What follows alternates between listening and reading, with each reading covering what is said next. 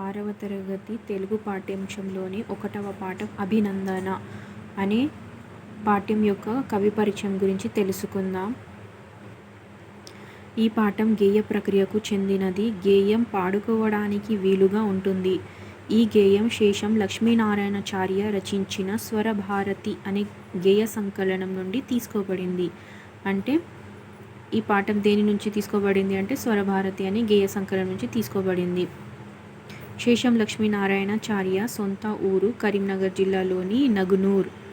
కనకమ్మ నరహరిస్వామి దంపతులకు జన్మించిన ఈయన చాలా కాలం రంగారెడ్డి జిల్లాలో తెలుగు భాషోపాధ్యాయునిగా పనిచేశారు. ఈయన అనేక పద్య, వచన, గేయ కవితలను రచించారు. అవి వివిధ పత్రికల్లో ప్రచురింపబడ్డాయి. టీవీ, రేడియోలో ప్రసారమయ్యాయి. అనేక మంది శ్రోతలను ఆకట్టుకున్నాయి. ఈయన రాసిన విమర్శన వ్యాసాలు దక్షిణ భారత హిందీ ప్రచార సభ వారి స్రవంతి పత్రికలో ప్రచురించబడ్డాయి.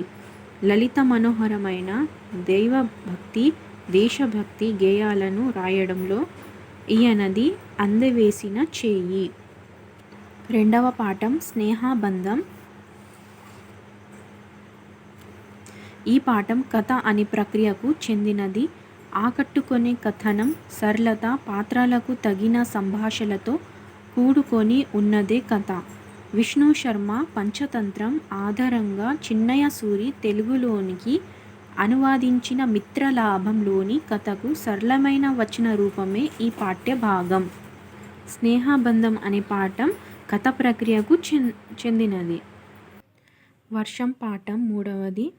దీని యొక్క కవి పరిచయాన్ని పరిశీలిద్దాం. ఈ పాఠం ఖండకావ్య ప్రక్రియకు చెందినది. వర్షం పాఠం ఖండకావ్య ప్రక్రియకు చెందినది. వస్తు వైవిధ్యం కలిగిన ఖండికలతో కూడి ఉన్న కావ్యం ఖండకావ్యం.